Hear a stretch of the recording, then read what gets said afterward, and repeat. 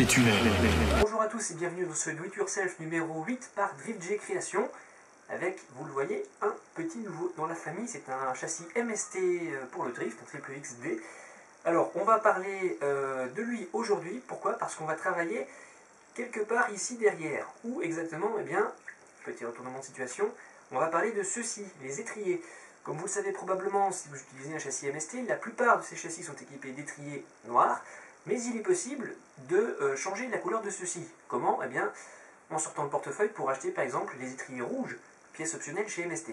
Nous, on va bosser un peu différemment. Pourquoi? Eh bien, pour se différencier, bien sûr.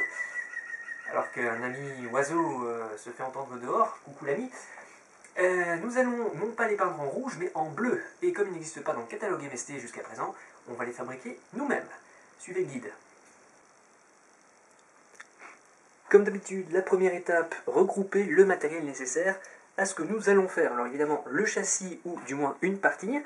On va avoir besoin d'une clé en croix pour desserrer nos amis les roues, d'une petite clé à 6 pans pour pouvoir retirer les étriers. On va avoir besoin d'un nettoyant plastique, éventuellement si le châssis a déjà été utilisé avec les étriers montés dessus. En effet, ils ont probablement pris un peu la poussière, donc on va les nettoyer avant. On a besoin de peinture, dans notre cas bleu, puisque nous souhaitons les peindre en bleu. Du vernis éventuellement pour leur donner un aspect brillant davantage que sans le vernis, forcément. Et éventuellement un chiffon qui peut également nous servir. Dans le cas présent, ça va nous servir pour utiliser le produit d'entretien plastique, puisque les étriers sont très petits et notre produit étant sous pulvérisateur aérosol, eh bien, il vaut mieux, pour éviter d'en foutre plus à côté que sur la pièce, utiliser un chiffon pour frotter nos pièces. On va directement attaquer la première étape, à savoir démonter les roues pour pouvoir récupérer les étriers. Alors, pour ce qui est du démontage des roues, j'en ai déjà démonté deux, ça va aller donc relativement vite. Évidemment, pas besoin de vous faire un dessin. Pour ne pas perdre nos écrous, on va les remettre vite fait au bout de nos noix de carbone, ça évitera de les perdre. Alors, petit conseil néanmoins, si vous avez acheté un châssis MST et que vous souhaitez faire cette modification, si vous n'avez pas encore utilisé, voire pas encore monté votre châssis, faites-le avant de le monter, ça ira plus vite. Vous gagnerez ainsi quelques étapes. Alors, pour démonter nos étriers, c'est très facile. Il y a une vis de part et d'autre. Alors, on va prendre la caméra mobile. Vous la voyez ici au bout. Il suffit simplement de retirer cette vis. On peut éventuellement s'occuper de celle-ci aussi. C'est comme vous le sentez. Alors nous, on va probablement retirer la principale de façon à totalement libérer l'étrier. Ce qui, je pense, reste aussi facile. C'est pas la bonne clé, donc du coup, je vais aller chercher la bonne, la plus petite des deux. Donc voilà. Et donc nous allons démonter les 4 étriers de frein, tout simplement. Hop.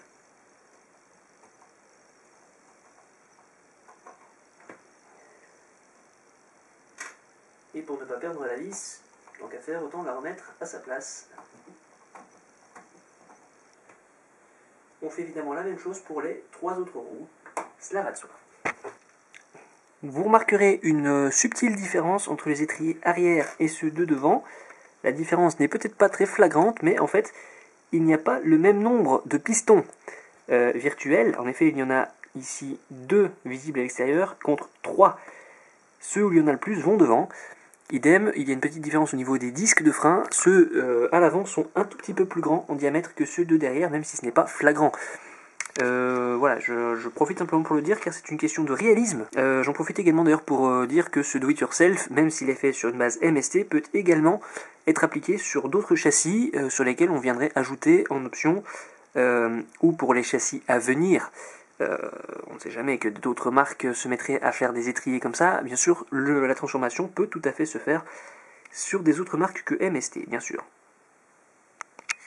Une fois nos étriers démontés, nous allons pouvoir mettre le châssis de côté, ainsi d'ailleurs que les roues du châssis, qui ne nous seront plus très utiles jusque la fin de ce Do It Yourself. Alors, nous prenons donc nos étriers, notre chiffon, le plus propre possible bien sûr, et notre produit nettoyant matériaux synthétiques, nettoyant plastique.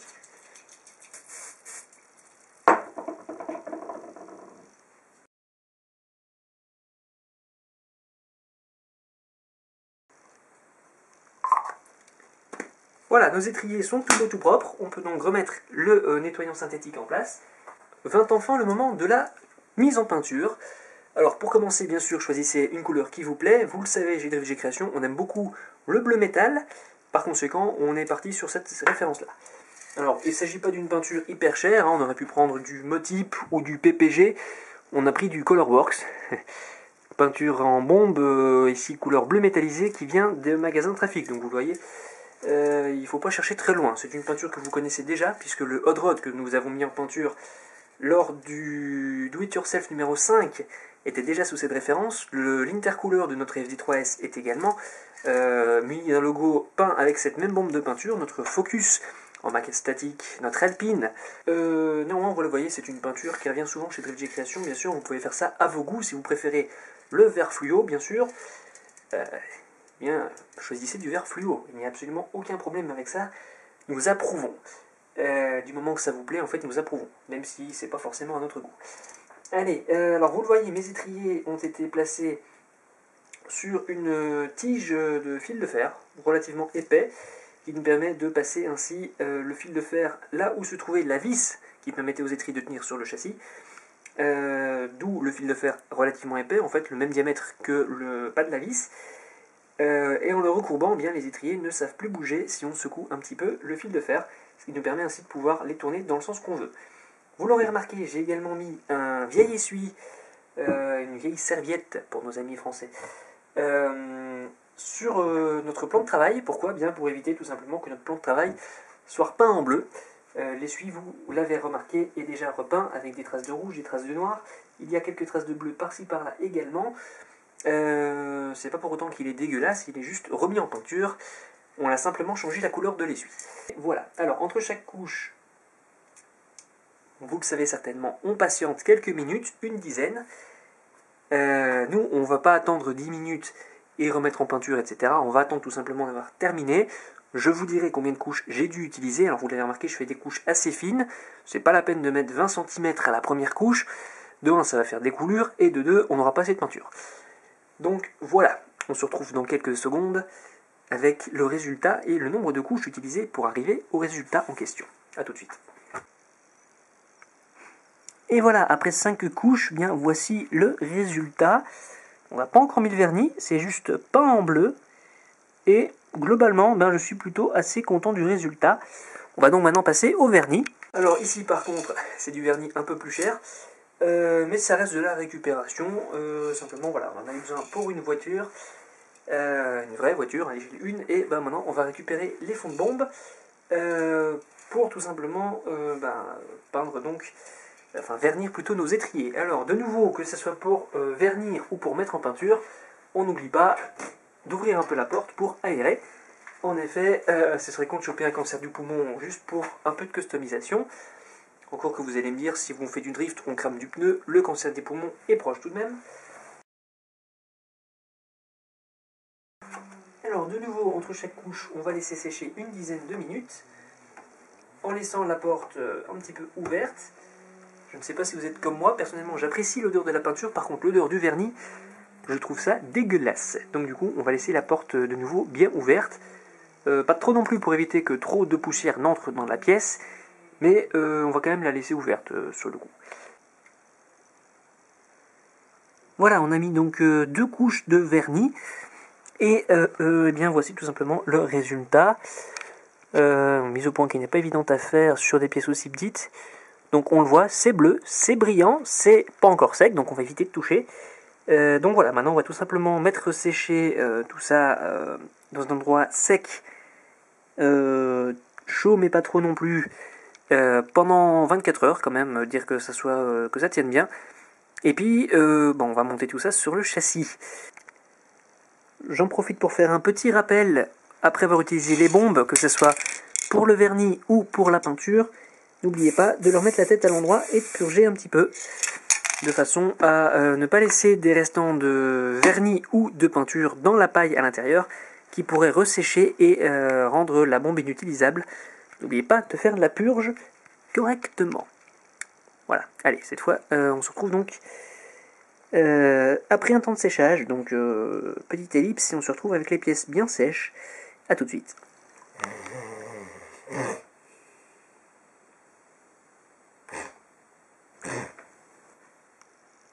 Et voilà, après les avoir laissés sécher pendant quelques longues heures, eh bien voici enfin nos étriers de frein bleus. Vous l'aurez compris, maintenant qu'ils sont secs, qu'ils sont tout beaux, tout propres, eh bien on va les remonter sur notre châssis. C'est parti. Pour le montage, bien rappelez-vous qu'il y a des modèles pour l'avant et des modèles pour l'arrière. Je le rappelle, il suffit de regarder le nombre de pistons apparents, il y en a plus devant que derrière. Et on peut attaquer leur montage.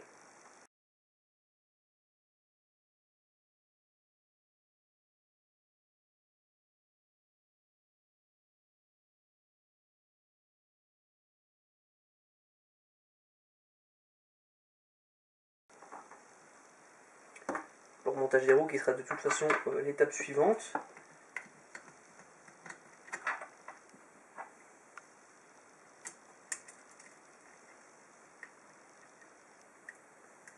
Pourquoi faire tourner? Bien tout simplement parce que si de la peinture ou du vernis se sont insérés à l'intérieur des étriers, eh bien ça risque de freiner un peu tout ce qui est mécanique et ça risque de poser problème ensuite au niveau moteur qui risque de surchauffer un peu, donc bien il vaut mieux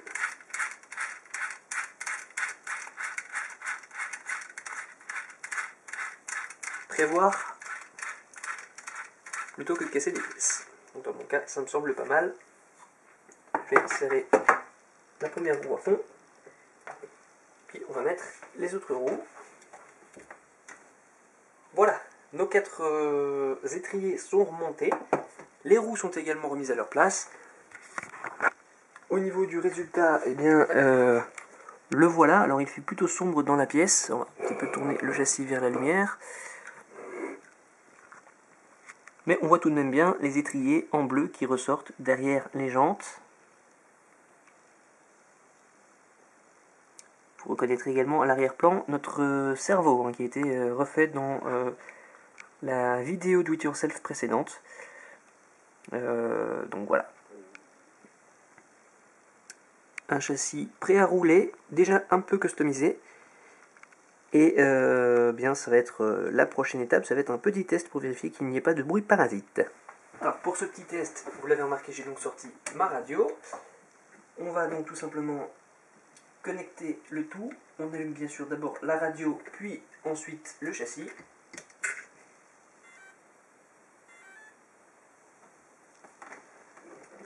Et on va faire le test en statique.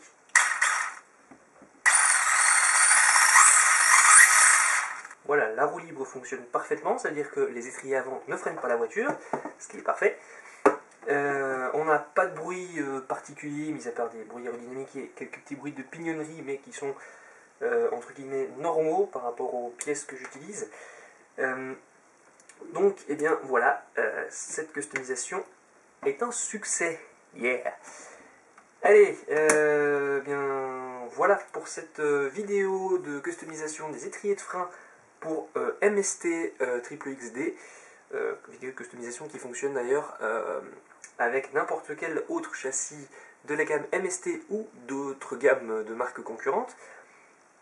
J'espère que ça vous a plu et petit conseil, si vous voulez des étriers rouges, sachez que bien sûr MST vend ces étriers rouges, mais vous pouvez également, plutôt que de les peindre en bleu comme nous, peindre vos étriers noirs en rouge.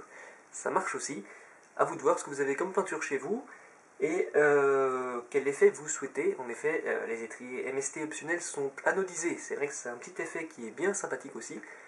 Donc anodisé, pour ceux qui ne savent pas réellement ce que c'est, bien regardez la différence entre nos étriers qui ne sont pas anodisés et toutes les pièces bleues qui sont installées sur le châssis, qui elles le sont. Ça donne tout simplement un effet presque chromé coloré aux différentes pièces. Donc vous le voyez, le support de pare-choc, les amortos, les différents bras qui partent un peu dans tous les sens sont anodisés. Nos étriers, eux, se contentent d'une simple peinture. Donc voilà, si vous voulez voir l'effet du rouge anodisé, eh bien il suffit de regarder le variateur, ou plutôt plus précisément son ventilo, enfin son radiateur plutôt. Donc vous voyez ici, il est rouge anodisé, ça a plutôt de la gueule aussi. Donc voilà, allez, bye bye.